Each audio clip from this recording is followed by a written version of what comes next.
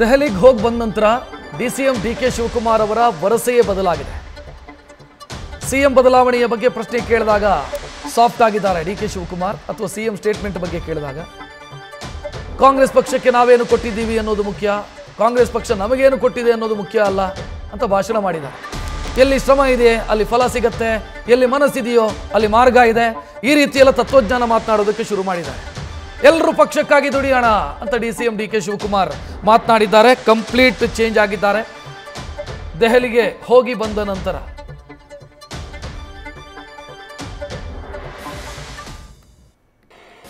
ಇಂದಿರಾ ಗಾಂಧಿ ಈ ದೇಶದ ಐಕ್ಯತೆಗೆ, ರಾಜೀವ್ ಗಾಂಧಿ ಈ ದೇಶದ ಸಮಗ್ರತೆಗೆ ಅವ್ರು ತ್ಯಾಗ ಮಾಡಿಬಿಟ್ರು, ಪ್ರಾಣನೇ ತ್ಯಾಗ ಮಾಡಿಬಿಟ್ರು.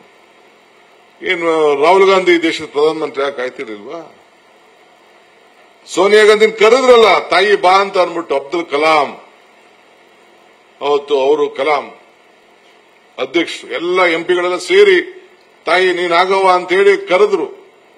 ಕಾಂಗ್ರೆಸ್ ಪಕ್ಷ ಅಧ್ಯಕ್ಷರಾಗಿ ನನಗೆ ಅಧಿಕಾರ ಬೇಡ, ನಾನು ಈ ದೇಶದ ಆರ್ಥಿಕ ಒಬ್ಬ ತಜ್ಞ, ಬಡಜನತೆಗೆ ಮುಖ್ಯ ಅಂತೇಳಿ ಆ ಹೆಣ್ಮಗಳು, ಆ ತಾಯಿ ಕ್ರಿಶ್ಚಿಯನ್ ಹೆಣ್ಮಗಳು ನಮ್ಮ ಸಂವಿಧಾನ, ನಮ್ಮ ದೇಶ, ನಮ್ಮ ಭಾರತದ ಭೂಮಿಲಿ ಬಂದು ಇಲ್ಲಿ ಇಟ್ಕೊಂಡು ನಾನು ಒಬ್ಬ ಮತ್ತೊಬ್ಬ ಆರ್ಥಿಕ ತಜ್ಞ, ಒಬ್ಬ ಸಿಖ್, ನಾವೆಲ್ಲ ಒಂದು ಅಂತೇಳಿ ಆತನ ಈ ದೇಶದ 10 ವರ್ಷ ಪ್ರಧಾನ ಮಾಡಿದ್ದು ಯಾವ ಪಕ್ಷದಲ್ಲಿ, ಯಾವ ದೇಶದಲ್ಲೂ ಇಂಥ ಇತಿಹಾಸ ಇಲ್ಲ. ಇದು ಕಾಂಗ್ರೆಸ್ ಪಕ್ಷದಲ್ಲಿ ಮಾತ್ರ. ಸೊ ಅಂತ ಪಾರ್ಟಿಲಿ ನೀವು ಬಂದಿದ್ದೀರಿ, ನಾವು ಇದ್ದೀವಿ. ದುಡಿಯೋಣ, ಕೆಲಸ ಮಾಡಿ, ನಿಮ್ಮ ಶ್ರಮ ಇರಲಿ, ನಿಮ್ಮ ಶ್ರಮಕ್ಕೆ ಫಲ ಇರ್ತದೆ. ಎಲ್ಲಿ ಮನಸ್ಸಿದೆಯೋ ಅಲ್ಲಿ ಮಾರ್ಗ ಇದೆ, ಎಲ್ಲಿ ಶ್ರಮ ಇದೆಯೋ ಅಲ್ಲಿ ಫಲ ಇದೆ. ಮಿಕ್ಕಿದ್ದು ಭಗವಂತ ಇದ್ದಾನೆ ಅನ್ನೋ ಮಾತನ್ನ ಹೇಳಿ ನಿಮ್ಮೆಲ್ಲರಿಗೂ ಶುಭ ಹಾರೈಸಿ ನನ್ನ ಮಾತು ಮುಗಿಸ್ತೇನೆ.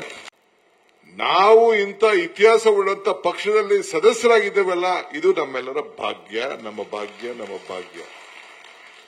ಹಂಗೆ ಕಾಂಗ್ರೆಸ್ ಪಕ್ಷದಲ್ಲಿ ಇರೋದೇ ಒಂದು. ಕಾಂಗ್ರೆಸ್ ಏನ್ ಕೊಡ್ತು ನನಗೆ, ಮೆಂಬರ್ ಮಾಡಲಿಲ್ಲ, ಚೇರ್ಮನ್ ಮಾಡಲಿಲ್ಲ, ಮಂತ್ರಿ ಮಾಡಲಿಲ್ಲ, ಮುಖ್ಯಮಂತ್ರಿ ಮಾಡಲಿಲ್ಲ, ದೊಡ್ಡ ಸೆಂಟ್ರಲ್ ಮಿನಿಸ್ಟರ್ ಮಾಡಲಿಲ್ಲ, ಗವರ್ನರ್ ಮಾಡಲಿಲ್ಲ, ಪಂಚಾಯತಿ ಮೆಂಬರ್ ಮಾಡಲಿಲ್ಲ ಅನ್ನೋದು ಮುಖ್ಯ ಅಲ್ಲ. ಈ ಧ್ವನಿಗೆ ನಿಮಗೆ ಕೊಡ್ತಲ್ಲ, ಈ ಮಾತಾಡೋ ಧ್ವನಿ ಕೊಟ್ಟಿದೆಯಲ್ಲ ಕಾಂಗ್ರೆಸ್ ಪಕ್ಷ. ಬೇರೆ ಪಾರ್ಟಿ ಧ್ವನಿ ಎಲ್ಲ ನಿಮ್ಗೆ ಕೊಡಕ್ ಆಯ್ತಿರ್ಲಿಲ್ಲ. ನನಗೆ ಬೇರೆ ಪಾರ್ಟಿ ಇವರು ನನಗೆ ಈ ಚೇರ್ ಕೊಡಕ್ ಆಯ್ತಿರ್ಲಿಲ್ಲ. ಇವತ್ತು ಯಾವ ಸ್ಥಾನದಲ್ಲಿ ನಾನಿದ್ದೀನೋ, ಇಲ್ಲ ಎಷ್ಟೋ ಜನ ನಮ್ಮ ಲೀಡರ್ಸ್ ಇದ್ದಾರೋ, ಅವರಿಗೆ ಬೇರೆಯವ್ರಿಗೆ ಯಾರಿಗೂ ಈ ಸ್ಥಾನ ಕೊಡಕ್ ಆಗ್ತಿರ್ಲಿಲ್ಲ ಬೇರೆ ಪಾರ್ಟಿಲೆಲ್ಲ. ನಮ್ಮ ಪಾರ್ಟಿ ಮಾತ್ರ ಈ ಸ್ಥಾನವನ್ನ ಕೊಡ್ಲಿಕ್ಕೆ ಸಾಧ್ಯ. ಆ ಪಕ್ಷದಲ್ಲಿ ನೀವು ನಾವು ಸದಸ್ಯರಾಗಿದ್ದೀವಲ್ಲ, ಇದು ಬಹಳ ಪ್ರಮುಖವಾದಂತ ವಿಚಾರ. ಸೊ ಹಂಗೆ ಮುಂದೊಂದು ದಿನದಲ್ಲಿ ಕೆಲಸ ಮಾಡಿ, ಹೋರಾಟ ಮಾಡಿ.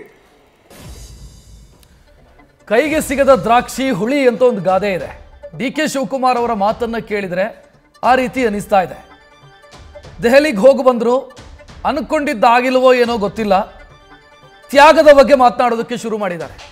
ಪಕ್ಷ ಕಟ್ಟೋದು, ತ್ಯಾಗ ಮಾಡೋದು, ಹಿಂದೆ ಯಾರೆಲ್ಲ ತ್ಯಾಗ ಮಾಡಿದ್ರು ಅಂತ ಹೇಳೋ ಮುಖಾಂತರ ತಾನೂ ಕೂಡ ತ್ಯಾಗಿಗಳ ಲಿಸ್ಟಿಗೆ ಸೇರುವಂತ ಮುನ್ಸೂಚನೆಯನ್ನ ಡಿಕೆ ಶಿವಕುಮಾರ್ ಕೊಡ್ತಿದ್ದಾರೋ ಗೊತ್ತಿಲ್ಲ. ಇವತ್ತು ಏರ್ಪೋರ್ಟಲ್ಲಿ ಮಾತನಾಡಿದಾಗಲೂ ಕೂಡ ಅದೇ ರೀತಿಯ ಧಾಟಿ ಇತ್ತು. ಆನಂತರ ಕೆಪಿಸಿಸಿ ಕಚೇರಿಯಲ್ಲೂ ಕೂಡ ಮಾತನಾಡಿದ್ರು ಮೀಡಿಯಾದ ಮುಂದೆ.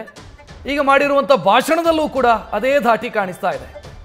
ಅಂದರೆ ಬಯಸಿದ್ದಾಗ್ತಿಲ್ಲ ಅನ್ನುವಂಥದ್ದೇನಾದರೂ ಕಾಡ್ತಿದೆಯಾ, ಕೊರಗು ಕಾಡ್ತಾ ಇದೆಯಾ ಡಿಕೆ ಶಿವಕುಮಾರ್ ಅವರಿಗೆ ಅನ್ನೋ ಪ್ರಶ್ನೆಯೂ ಕೂಡ ಮೂಡ್ತಾ ಇದೆ. ಏನು ಬಯಸಿದ್ನೋ ಅದಾಗ್ತಿಲ್ಲ, ಏನೋ ದೀಕ್ಷೆ ಅಂತ ಮಾತನಾಡ್ತಿದ್ದಾರೆ, ನನಗೆ ದೀಕ್ಷೆ ಕೊಟ್ಟಿದ್ದಾರೆ, ಆ ದೀಕ್ಷೆಯನ್ನು ನಾನು ಸ್ವೀಕರಿಸಿದ್ದೀನಿ ಅಂತ ಮಾತನಾಡ್ತಾ ಇದ್ದಾರೆ ಡಿಕೆ ಶಿವಕುಮಾರ್. ನ್ಯೂಸ್ ಫಸ್ಟ್, ನಿರ್ಭೀತಿಯಿಂದ ನಿಮ್ಮ ಪರವಾಗಿ.